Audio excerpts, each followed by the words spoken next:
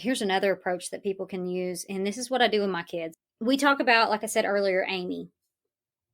And we say that Amy can give the keys to the car to those four chemicals. So the angry coworker of the body, they can give it to the safety cop of the body, the loving grandmother, or the cheerleader.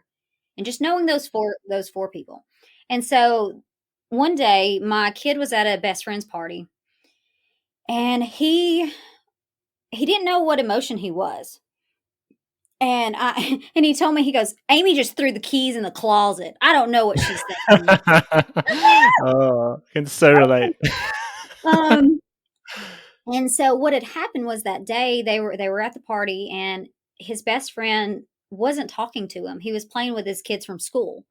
And they went to different schools. So I think he was upset, but he also knew that these kids were doing things that they shouldn't have been doing. They were throwing each other down the slide. It was an inflatable slide, and he had this feeling that it was not right, but he did not know what that feeling was. And so the next day I asked him, "Who do you think that Amy gave the keys to?" And he's like, "The cop." I was like, "Tell me more." And he's like, "I knew if I did that, I would get in trouble.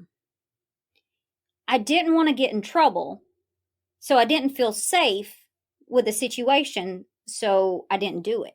I was like, "Okay, there we go." You understood at that time that you may not couldn't have named that emotion, but you knew the action that you wanted. And it was safety. You wanted to feel safe and secure, and you knew that if you were not in and did not give the keys to the safety cop, something would have went awry. And those are ways that you can look at how your body is working. Is it safe? Does it need to feel rewarded? Does it feel loved, or is it dealing with the stress at the time? What is it doing? If naming emotions is something that may seem too far-fetched at times.